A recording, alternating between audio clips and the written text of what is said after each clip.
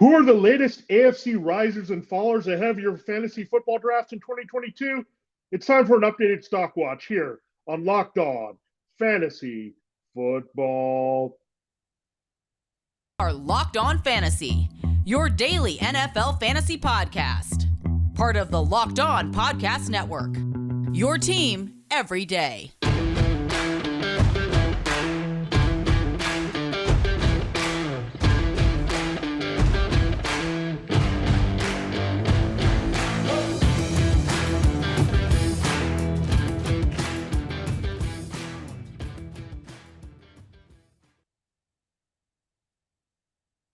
Greetings, everyone, and welcome to another edition of the Locked On Fantasy Football Podcast. As usual, I'm your host, Vinnie Iyer. When I'm not doing this, I'm writing about NFL and fantasy football for sportingnews.com. So come out and check out all the stuff we have to get you ready to dominate here, your fantasy football leagues in 2022. We got all the updated rankings you need there for all the remaining drafts we have leading up to the kickoff of the 2022 NFL regular season. That comes next Thursday night, believe it or not. So a week and a day away, we're going to have the Bills and Rams give us fantasy football points for real. What we're going to do now is we've looked at our mock draft. We looked at the rankings. We looked at some deep sleepers there in the AFC and NFC.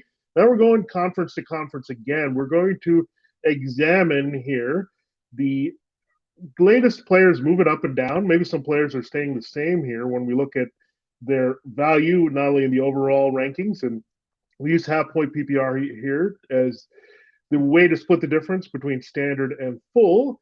So we look at the players that have stayed the same, players that are falling a little bit with their stock, and players that are rising quite a bit here as we get closer to the end of fantasy football drafts here in redraft league. So we will get into all the AFC teams today. So we'll start again in alphabetical order with the Baltimore Ravens, go all the way through the Tennessee Titans. We'll do that tomorrow in the NFC as well with the Cardinals and Commanders and all the teams in between.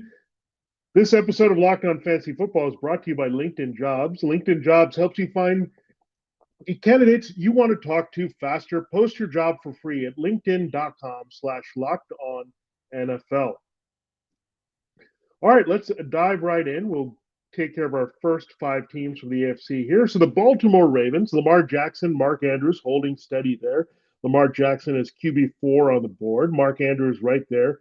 Behind Travis Kelce is tight end 2. So no questions there. And still way buried in the rankings, James Prochet and Devin Duvernay as they try to sort out the receivers deep in the depth chart. You look at Rashad Bateman, he's holding steady as a wide receiver 3 right now with his ranking in this offense. So not a lot has changed here for the Ravens in the preseason. The one thing that has is the backfield. So I think it's a bit of a downgrade for J.K. Dobbins and Gus Edwards here. So you have the signing of Kenyon Drake. He was released by the Raiders. So yet again, the Ravens have a complete new backfield. Keep in mind who they had last year. They started out with Tyson Williams. They had Le'Veon Bell. Then we had Devonta Freeman. We had Latavius Murray.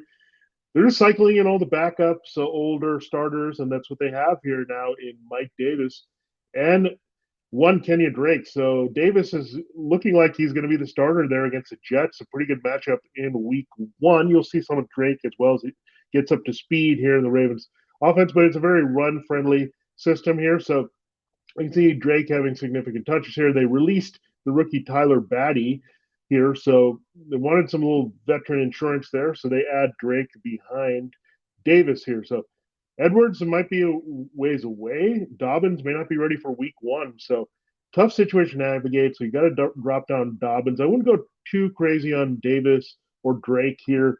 We're just not sure how the touches will split up. We knew that was the case with Freeman and Murray and Bell and Williams there early in the season, but it just doesn't look good early that you're going to get returns from J.K. Dobbins. But if you're a Dobbins manager at this point, make sure you lock up Mike Davis, at least for some viability as an RB2 in week 1. And a decent matchup against the Jets. He should get decent volume there. Now, don't just read into Mike Davis being the disappointing guy in Atlanta last year. He's a better sub. We saw that behind Christian McCaffrey in Carolina. He's not meant to be a starting type guy, but again, it has some value there that you look at least early in the season. All right, let's go to the Bills and Josh Allen holding steady as the top QB1. Stephon Diggs, pretty elite in the top 6, 7, however you want to break it down to that second tier with Devonte Adams behind Justin Jefferson, Cooper Kupp, and Jamar Chase. Not too far. I think he could easily jump into the first tier. So Stephon Diggs still an elite wide receiver one. Gabriel Davis keeps rising, folks. He is now pretty borderline wide receiver two into the top 24, top 25 at the position. So, yeah, get him. It's this the premium price is there. Isaiah McKenzie used to be a deep sleeper. Well, now he's moving up a little bit as a late round dart throw there. Dawson Knox holding pretty steady. A little bit concerns over Davis and McKenzie seeing a few more targets here. And the rookie James Cook, he's about the same here. Zach Moss looks like he might be a bit of a factor as a swing backup behind Devin Singletary. So not getting crazy with Cook or Knox to push them up. Davis still on his way up here. McKenzie has gone from an afterthought to Jamison Crowder being hurt to having some real value in this Bills offense. So that's a quick look at the Bills there. So pretty much status quo with them. Let's go to the Bengals here. Jamar Chase has been pretty much locked into the number 3 wide receiver position for quite a while now, behind Justin Jefferson, Cooper Kupp in some order. Makes a lot of sense there. T. Higgins, really high-end wide receiver 2. That was also right. Tyler Boyd has kind of slipped a little bit as a wide receiver 3, so you can get him as a wide receiver 4 right now. And I think that's pretty good value there. Hayden Hurst is just pretty much an afterthought. I think he's very limited. So wherever CJ Uzomah finished last year, very limited tight end 2. Joe Burrow, the stock hasn't changed all that much with the appendectomy and keep being held out of preseason practices here. So Joe Burrow right in the middle of the QB1s. Tom Brady having a little bit of buzz, and Jalen Hurts going ahead of him now in drafts, a lot of drafts, as well as Kyler Murray behind that foursome Josh Allen, Patrick Mahomes, Justin Herbert, Lamar Jackson. Joe Burrow is kind of going in that 8th spot around there. So QB8 or QB9 here for Burrow. So a little bit of drop off, but not too much there. And Joe Mixon, pretty established as a first-round running back that you can take there as one of the few true workhorses. Make sure you're getting Samaje Perine as the handcuff a little bit later for him. All right, let's go to the Browns here. And Sean Watson, obviously a downgrade. He's not draftable at this point, missing 11 games. That's a good chunk of the fantasy football season. Maybe you'll get lucky to stream him at the end if he can come back and look good after the long layoff, really last season and much of this season. So something to look at there. But Sean Watson off the board from maybe draftable as a stash to taking him off. Amari Cooper, there's been a lot of bad buzz around him, but he's the go-to guy. I still think he has a wide receiver 3 easy floor here. Maybe he has a wide receiver 2 potential with Jacoby Brissett. He has good chemistry with whoever's a quarterback. That's been his case back to Derek Carr and Dak Prescott. So Amari Cooper being a little bit undervalued here. I think Donovan Peoples-Jones, David Bell, I think somebody could emerge there. I do like Bell a little bit later than Peoples-Jones, who's more of a deep threat. We know Brissett is going to be limited in that capacity, so something to look at there. Nick Chubb, holding steady as a top 10 running back in most formats. Kareem Hunt is being seen more as a flex play at this point, with D'Ernest Johnson behind Chubb if they need some touches in that sense there that you look at. And finally, one other player, David Ojoku. He's pretty much super cheap right now that you can get. He's playing a good majority of the snaps. He figured it was going to be short to intermediate route. So Njoku's not a bad sleeper. The issue I have with him really is that he's been a first-round pick, and he's had multiple opportunities in different offenses to be a key part of this offense, and he's not. So I don't know if Kevin Stefanski is going to change his mind out of necessity here. Njoku is a little bit older, and one thing that's happened is Harrison Bryant's got talent, but he's faded a little bit here. This offense, there's also no Austin Hooper, so there's some targets there that can be picked up. So if you're looking for a cheap flyer there, David Njoku, maybe rising a little bit. People are realizing, hey, they don't have a lot of people to throw to here. Peoples-Jones included after Amari Cooper. So Njoku probably going to see a little bit of bump up there if you're really hurting it tight and you're late in your draft and you want to have some streaming options. Say you got a Hunter Henry or Mike Gesicki and you're not really happy about one of those guys late, or even a Pat Freiermuth. There you waited a little too long, or you're hedging your bets with Cole Kmet. David Njoku is a good pick there. And finally, the Denver Broncos are the final team we'll get into this segment here. We still have 11 more to talk about. We'll do those from Houston to Tennessee in our final 2 segments. The Broncos, Russell Wilson has been kind of right in the middle again as a QB1, right there with Joe Burrow and Kyler Murray and Tom Brady. So I would put him on the lower end of that, in my opinion, just because there's not a lot there. Albert Okwuegbunam has really dropped as a tight end. It's Greg Dulcich has got a little bit more buzz here. Jerry Jeudy's dropped a little bit into wide receiver 3-4 range, not knowing the chemistry with Russell Wilson, and just not sure if he's going to be rebounding and having a bigger role as we expect here with Tim Patrick down for the season. But Courtland Sutton keeps going up and up here. He is a borderline wide receiver 2 to me. That I think that's where he should be drafted. He's the clear go-to guy for Wilson on the outside. Profile is very similar to DK Metcalf, and really Judy's not a Tyler Lockett, so it's not like Wilson is going to say Judy is my guy here. It is clearly Courtland Sutton. So wide receiver 2 is the worst spot here for Sutton to me. In the 20s, early 20s, that's a really good spot for Courtland Sutton. I'm not interested in Judy. His stock is dropping a little bit. Javonte Williams' stock is kind of leveled off here. He's kind of one of the last RB1s off the board in 12-team leagues because, look, Melvin Gordon is still there. He's going to get some key touches in passing down situations, there to block when Wilson needs it. He's going to have a few red zone opportunities there. So Gordon is still there. He's kind of what A.J. Dillon is to Aaron Jones. That's to say they might have significant role in certain situations and get significant touches in prime places such as the red zone and third downs, but there's still room for the first guy to produce heavily here. And Aaron Jones, if you feel that way about him, Javonte Williams also really can capitalize. So to me, Jones and Javonte Williams, that's one of the toughest decisions on the board, but I feel comfortable with both of them. I like Williams a little bit more because he's got the upside, and Gordon has a better chance to fade than the younger A.J. Dillon in Green Bay. So there's a look at the stock watch there for the Ravens, Bills, Bengals, Browns, and Broncos. We'll get into the Texans, Colts, Jaguars, Chiefs, and Raiders in our next segment here on Locked On Fantasy Football. I did tell you at the top that this episode is brought to you by LinkedIn, and I got to tell you more about what they've got going on here. As you gear up for fall, you need the right people on your team to help your small business fire on all cylinders. LinkedIn Jobs is here to make it easier to find the people you want to talk to faster and for free. Look, I work in a pretty small company at Sporting News, and we have to find the right talent to have the winning team. And just like an NFL team wants to put the best product on the field with the right mix of personnel, that's what you want to do there for your business. With LinkedIn Jobs, you can create a free job post in minutes there to reach your network and beyond to the world's largest professional network of more than 810 million people. Then add your job and the purple hashtag hiring frame to your LinkedIn profile to spread the word that you're hiring so your network can help you find the right people to hire. Simple tools like screening questions make it easy to focus on candidates with just the right skills and experience so you can quickly prioritize who you'd like to interview and when. And it's why small businesses rate LinkedIn Jobs #1 delivering quality hires versus leading competitors. LinkedIn Jobs helps you find the candidates you want to talk to faster. Did you know every week nearly 40 million job seekers visit LinkedIn? Post your job for free at linkedin.com/LockedOnNFL. That's LinkedIn.com/LockedOnNFL to post your job for free. Terms and conditions apply.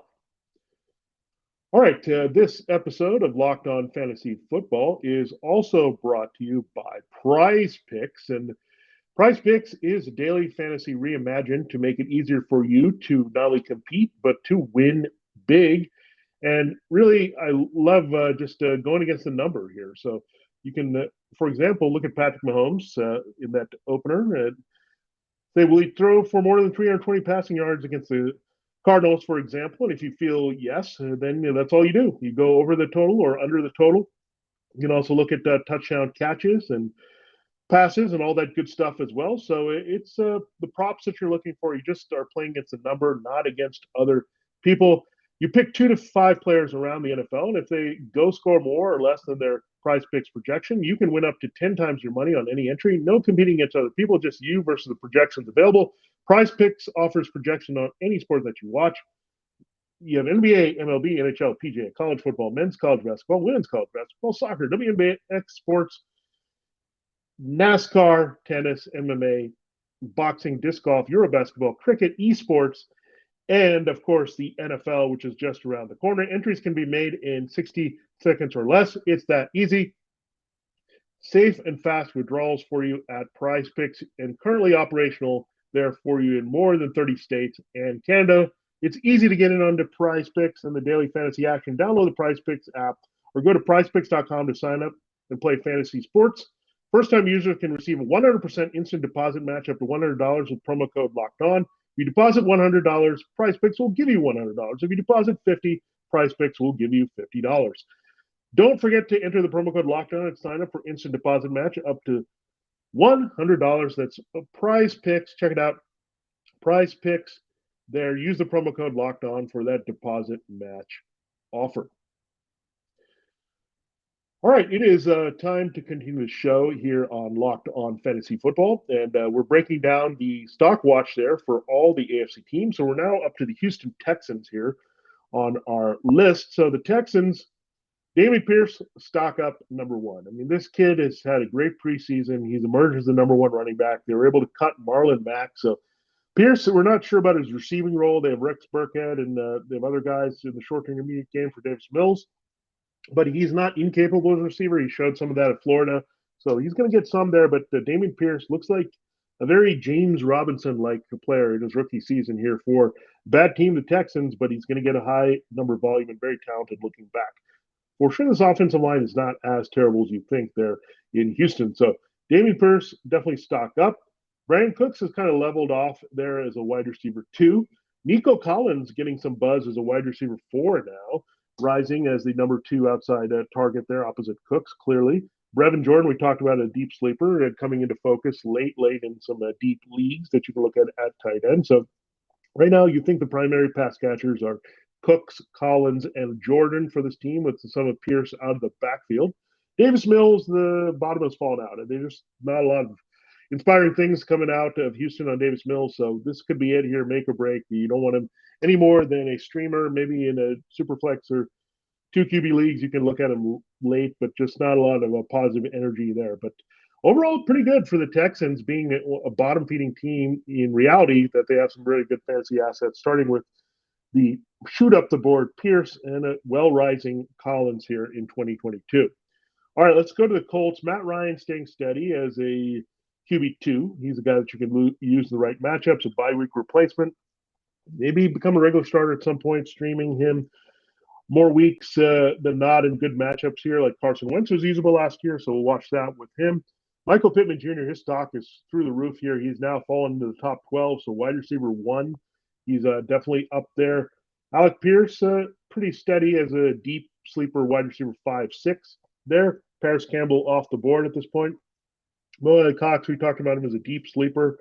Yeah, he's off the board for most leagues here, but someone you can stash there. And Jonathan Taylor, last but not least, certainly not least, clearly the number 1 pick in fantasy football there, whether you look at the position of running back, just durable, no questions there if you have the top pick, and no questions overall versus wide receivers and other options here in your fantasy football draft. So that's your report on the Colts. Let's go to the Jaguars and where they're standing here. Travis Etienne, big stock going up here in the preseason. Good performance. Also, at the same time, James Robinson slow to recover from his Achilles. They're not sure when he can have a regular complimentary role. So Etienne could see some featured touches here early in the season. So Etienne looking like a solid RB2.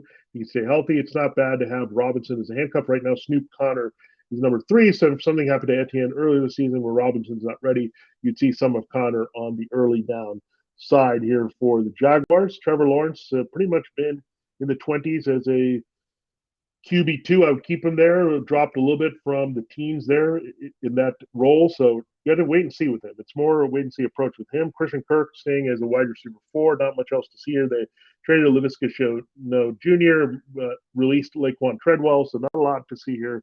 Christian Kirk, Zay Jones, Marvin Jones. That's how kind of this receiving core. But Kirk is a wide receiver 4 at best here. Evan Ingram and Dan Arnold, the tight ends, have really dropped off. A little interest there from either side on the upper end there with Ingram. Just don't believe in Ingram showing what he can as the one-time first-round pick of the Giants. Arnold still being a factor. So really, other than Travis Etienne, you really can't invest highly in the Jaguars here in fantasy in 2022. All right, our next team that we're going to look at is the Kansas City Chiefs. And let's start with Patrick Mahomes. He's 2 or 3 at QB behind Josh Allen, however you look at it, versus Justin Herbert. Some people have him dropping a little bit, but I can't see him drop beyond Lamar Jackson at 4. I get the weapons. A remixing here without Tyreek Hill, but it's Patrick Mahomes, folks. He's got a high floor all the time. His floor is at least at QB4, so you think you can bump up a little bit higher than that into QB3. So Patrick Mahomes steady. Juju Smith-Schuster, Marquez Valdez-Scantling, both worthy flyers now as a wide receiver 3. I did draft Sky Moore in one league, but reports haven't been good on Sky Moore for now. They're reluctant to put the rookie out there in a big role there for the Chiefs, so it might be time kind of having to take place here before he can get settled and they trust him. But Juju Smith-Schuster has decent returns, but you're not going to get a lot here. They're going to spread the ball quite a bit around when it's not going to Travis Kelce. So that's why I'll be careful with. Again, Chiefs wide receivers no higher with Juju Smith-Schuster and Marcus Valdez-Scantling as wide receiver 3s, and Sky Moore as a stash here with upside. Maybe he'll have some value at some point here this season. We're hoping because again he's a special kid and a playmaker, and just kind of been taking it slow to get him involved in the offense. So let's go to Travis Kelce, still the tight end one off the board. I think he's even worthy of a first-round pick in 12-team leagues at the bottom of the first round. At very worst, a early second-rounder on the overall board here for the Chiefs. So we've looked at the quarterback, wide receiver, and tight end. At running back, Clyde Edwards-Helaire is okay. He's holding as an RB2 at this point. Ronald Jones was retained, so let's pump the brakes a little bit on Isaiah Pacheco here. It could be a messy committee of Jones and Pacheco should something happen to Edwards-Helaire. But this situation, keeping two backups, say they're quite confident that Edwards-Helaire, their first-round pick from 2020, will turn, or 2020, and their hindsight won't be 2020. And going back with that pick, that they'll actually give Edwards-Helaire a good value role here on this team. So you need him to step up as a receiver. That's what he did at LSU. They're looking for all those targets being replaced here. So that's going to be the key for Edwards-Helaire to stay on the field and get ahead of Jones and Pacheco, who don't offer much in the passing game. All right, let's go from Kansas City to their rivals in the desert, the Las Vegas Raiders here. So Josh Jacobs, I think the stock is a little bit up. He's a solid RB2 for now with Kenny Drake, again, being released and going to the Ravens and affecting that situation with J.K. Dobbins. But you look at the Raiders, again, Jacobs holding steady. Definitely Zamir White is on the rise with Drake out of the way. Amir Abdullah maybe putting a wrench in things as maybe receiving back for this team here, so something to watch out for. But Zamir White in prime position to take over from Jacobs without Drake in the way. Quarterback Derek Carr is right there around QB 13, 14, 15. Stayed about there. We're looking for a level that he's not quite reached here in fantasy football throughout his career. So we're hoping for that, but this is his highest upside with Devonte Adams joining Hunter Renfrow and Darren Waller. We looked then at wide receiver. Speaking of Devonte Adams, right there in the top 6 wide receivers for sure. There we're in that Diggs range behind Jefferson, Kupp, and Chase. So you can definitely like Devonte Adams. Anywhere after 4 is fine with me for Devonte with his new offense. Losing Aaron Rodgers hurts a little bit, but rebounds big time by getting Derek Carr. Hunter Renfrow still going as a wide receiver 3 at this point. Darren Waller, tight end, they're still in the top 6. That's about where you should go. But just keep in mind there's some injury issues there that if you want to skip that tier with George Kittle and Darren Waller and want to jump around that and not get too deep into the T.J. Hawkins and Dallas Goedert, there's Dallas, the player that you can look at in Dalton Schultz and different players there. So the Kittle-Waller tier is hard to kind of lock ourselves into with the injury issues there and being definitely crowded with more key targets for their quarterbacks in 2022. So look at those guys on the Raiders, pretty steady and normal from what we've seen. Not much has changed in the preseason. That's the most case for most of these teams, but still some significant things we need to do as we're closing out our fantasy football drafts here in 2022. All right, we will get into our final sleepers and the busts based on who's rising and falling here in the AFC. Here we'll do that in our final segment, looking with the Chargers at first, going all the way through the Titans. Before we do that, I got to tell you about another exciting new sponsor on the network. It is Dave. And with Dave, look, level with me. We've all been in a situation at some point in our lives when we were a little tight on cash. Maybe you can only afford to put a few gallons of gas in your tank, or you've got another save the date and are wondering how you're going to get to afford a gift. That's where Dave can help. You're living paycheck to paycheck or struggling to make ends meet. It can be really stressful when unexpected expenses come up. Now, Dave can help you get out of a pinch when you really need it. Hindsight is 2020, and you can't change the past. But what if you could get a little help from your future self? maybe you asked to borrow a little cash. Well, now you can with Dave. Dave's the banking app that can help you get up to $500 instantly with extra cash. That's more money to fill your tank, buy a wedding gift, or just catch up on bills. You can finally tackle those expenses that have been stressing you out without any hangups. There's no interest and no credit check needed. Millions of people have already downloaded the Dave app to get the financial relief they need with extra cash. So if you're in a pinch and need some extra help, download Dave and think of it as a helping hand from future you. Download the Dave app from the App Store right now. That's Dave, D-A-V-E. Sign up for an extra cash account and get up to $500 instantly. For terms and conditions, go to dave.com/legal. Instant transfer fees apply. Banking provided by Evolve, member FDIC. With Dave, D-A-V-E, get that Dave app. Future you will thank you. All right, it is time to close the show here on Locked On Fantasy Football. Again, we're looking at the stock watch for the AFC risers and fallers here as we conclude our fantasy football drafts here in 2022. We're up to the Los Angeles Chargers, and everything's pretty steady for the Chargers. Justin Herbert is QB2 or QB3 overall.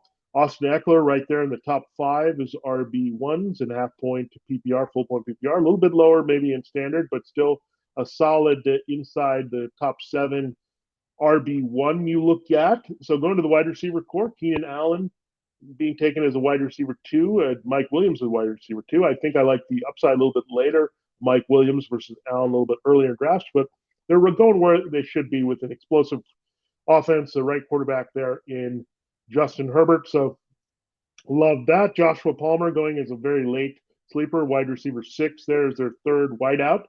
Gerald Everett, to me, is undraftable. I think just put him on the watch list with Donald Parham Jr. if anyone kind of emerges there. And the Chargers defense, this is a team that has gone up a little bit, but just be wary with them and their tough division here in 2022. So that's a situation that I would be maybe more week to week with. I know they have a lot of playmakers, but right away they face an explosive Raiders offense in week 1. So something to watch and wait and see there. Isaiah Spiller, we'll see how it plays out, but right now the rookie from Texas A&M, the best possible number 2 you could have here in a handcuff situation to Austin Eckler.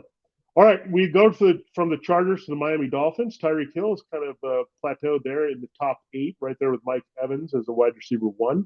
So that's where spot is, and it makes sense. When you look at the guys ahead, Jefferson, Kupp, Chase, Diggs, and Adams, and Evans, there's an argument that you could take all those guys, maybe A.J. Brown, Michael Pittman also have some juice there with Tyreek Hill, but still he's a wide receiver 1. We just don't want him to take him as high. He's slipping from Kansas City, but he's still in the top 12 for me easily. Jalen Waddle maybe being disrespected a little bit, but I think he deserves to be more wide receiver 3 here. He's got a bit of a soft tissue injury going into the season, which is troublesome, but Hill cutting into his work. One guy that's really dropped here is Mike Gesicki. I mean, just don't see him having a key role in this offense. They're talking about him blocking. Mike McDaniel's not excited about him, and the biggest reason why is Gesicki's just a dude. He's not George Kittle, who's going to stretch the field after the catch. He's not going to have any special qualities there. He's a red zone guy. Pretty much was blown up with his value as a slot receiver, but guess what? Hill and Waddle can both play a slot fine. You have Cedric Wilson for the other spot on the outside, so a little bit more 11 personnel opening up the field here. Then they also have Chase Edmonds to throw to out of the backfield. So really, it's not really looking good for Mike Gesicki. As for Tua Tagovailoa, still going in 16-17 range as a QB2 with some upside. That makes a lot of sense with Hill and Waddle in the mix. But, yeah, definitely Gesicki gets the biggest downgrade here. Chase Edmonds gets a little bit of bump up as well with Sonny Michel being released here as the number 3 back. Miles Gaskin, Salvin Ahmed now the 3 and 4 there. And oft-injured Raheem Mostert is number 2. So that's going to help Edmonds as well in the stock watch. All right, we go from the Dolphins to another team, the team that they will be playing in week 1 in the AFC East. That is the New England Patriots. Mac Jones is pretty much a buried QB2, not too interested in him. Devontae Parker bumping up a little bit, wide receiver 4 with some possibilities here in this offense is the clear number 1 here. Going to get the key targets on the outside, so that fades Jacoby Myers and Kendrick Bourne. Bourne has not had a very good camp at all. And Myers, they're going to play a little bit more on the outside, which could help him his chances to be out there. Hunter Henry, the stock has to keep dropping here with Joni Smith healthy. His split work at tight end, that's never a good thing for fantasy football. So really, Devontae Parker is the only Patriot that is up in the passing game for sure. But Henry and Smith kind of canceling out each other a little bit. Smith having some more appeal later than taking Henry as a borderline tight end 1 this season. In the backfield, look, there's been some cool off with Damian Harris because of Ramondre Stevenson. Stevenson still shooting up. Harris and Stevenson about the same value now, this backfield. So I would go to Stevenson because I think he has a little bit of scoring and receiving upside than Harris at this point. But Harris is also going to have value. But to me, how you look at the way the Patriots could break things up, the rookie Pierre Strong hasn't showed too much here. So it's really these two guys getting primary touches here. I think you look at them more as flexes than RB2s to be a little bit safe targeting the Patriots running backs and the fickle nature of that offense and that backfield in particular. All right, we stay in the AFC East and go to the New York Jets. And Breece Hall, a little bit of stock down. We're disappointed about this a little bit because we love Breece Hall. I still think the key touches are going to be there by the end of the season. But initially, it looks like it could be an even split between him and Michael Carter now. They could be rope-a-doping up a little bit. I would still take Breece Hall as a pretty solid RB2, but now I might bump up players, Travis Etienne, Ezekiel Elliott, James Conner. Some of those people I might be a little bit more comfortable taking there in that spot than Breece Hall. So something to keep in mind, Michael Carter having a little bit more value in relation to that as a running back 3 flex here behind Hall. You look at wide receivers, Elijah Moore holding steady as a wide receiver 3-2 borderline. You can't really look at Garrett Wilson too much, the rookie, especially the Zach Wilson situation with the injury at the knee. Wilson is going down at quarterback here because the injury that might keep him out early with Joe Flacco maybe starting against the Ravens in week 1. And then the Jets' third receiver, Corey Davis, I think he's bumped up a little bit now that it looks like he's back healthy to contribute here. But really the only receiver I'm targeting with the Jets is one, Elijah Moore, and the tight ends with CJ Uzomah and Tyler Conklin. You can't go in either direction. So there's your breakdown of the Jets. Let's move on to the Steelers and their stock watch. A little bit of concern over Nadia Harris. He hinted that he was battling a bit of a Liz Frank issue, not the foot injury we like to hear about here this close to the season kickoff, but I don't think it changes Harris's volume too much. I mean, keep in mind, we have Christian McCaffrey, and people are taking him top 2, top 5, not worried at all about his injury history. Najee Harris hasn't really looked slowed down from this, and he didn't think it was a big deal. The team doesn't thought it was a big deal. So still a top 6 running back for me. I think I could take him as high as number 2. I think the lowest you could see is behind Joe Mixon at 6 or 7 at the position here. But Najee Harris stock may have dropped a little bit. Take advantage of that. You're picking a little bit later in the first round to ensure that you have a workhorse back. Now, Mitchell Trubisky, the value keeps going down for him. Kenny Pickett is starting to come into purview as maybe being a sleeper here if he can win the starting job. Now, Mike Tomlin didn't name a starting quarterback, but he knows who it is.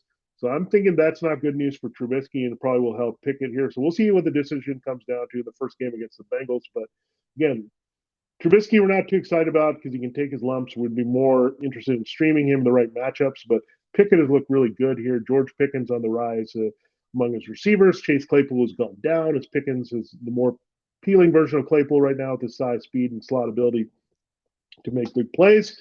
You look at Deontay Johnson holding steady as a more borderline wide receiver 2-1 here this season. And then you look elsewhere, Pat Freiermuth, one of the last tight ends that you're going to take as a tight end 1 in the top 12. That hasn't changed either. Steelers defense still a top 10 unit. I wouldn't go nuts here with them, but definitely TJ Watt and company, a lot of playmakers there on that side. All right, finally, it is the Tennessee Titans we need to look at here. And let's start with Treylon Burks. His stock has gone down a little bit, but it's going back up here. Realize that Robert Woods still doesn't look 100% from the knee injury. They have a lot of vacated targets. So Burks is going to get the ball quite a bit. So I think he's a bit Jamar Chasey from last year, where we were all down on Jamar Chase because of his drops and inconsistency here. But Burks is going to have a big role here. I mean, they drafted him, traded A.J. Brown with the intention of giving a big role, that hybrid role. Again, Robert Woods is 30 and slowing down quite a bit. There's not much else in this receiving core. They released Des Fitzpatrick. So really, Treylon Burks is going to see his at some point. They just want him to earn it more than just hand it to him here in 2022. Derrick Henry staying steady there, right up there with the elite running back. So you look at Nick Chubb and Aaron Jones. No, you don't drop him down to those guys. You still keep him pretty high here. So you look at Jonathan Taylor. Some people are interested in taking McCaffrey early. I mentioned Najee Harris, Dalvin Cook, Derrick Henry, right in that range with Austin Eckler as well. So that's kind of the 6 guys that you look at there early in draft. So not much changing here with Derrick Henry. With the backfield, I still want to go with Hassan Haskins as a cheap handcuff versus Dontrell Hilliard later in drafts, but I think it would be a committee approach there that you look at. At tight end, Austin Hooper continues to grow here because the Ryan Tannehill likes to throw a tight end. The Titans like to incorporate him and his style of player into their offense quite a bit here. So Austin Hooper rising a bit as a sleeper tight end too that can have some value in your starting lineups here in 2022. All right, there you have it. There's a look at the stock watch for all 16 teams in the AFC. We'll do that again tomorrow with the NFC team. So we're kind of tying up loose ends, giving you what you need to dominate the last few drafts that you have here. Because, again, we only have a few more days. We've got the rest of this week, the weekend, the long weekend through Monday, Tuesday, Wednesday, and that's it. Your teams have got to be locked in there before the kickoff of Bills-Rams. And we'll be with you all the way there with our preseason prep. We will take Monday off for Labor Day, but still an exciting action-packed week ahead here, including our look at the NFC stock watch, players rising and falling there. Thanks again for making Locked On Fantasy Football your first listen every day. Now make your second listen the Ultimate Pro Football Preview 2022. It's up now. An 8-episode extravaganza to get you ready for the NFL season. Local team experts of the Locked On Podcast Network, plus a betting angle from Lee Sterling of Locked On Bets, all combining into one Ultimate NFL Preview. Search for Ultimate Pro Football Preview 2022 on your Odyssey app, YouTube, or wherever you get your podcasts. For Locked On Fantasy Football, for our last AFC preseason stock watch, this has been Vinnie Iyer. Have a great day, and check you out tomorrow as we update you on all the teams in the NFC.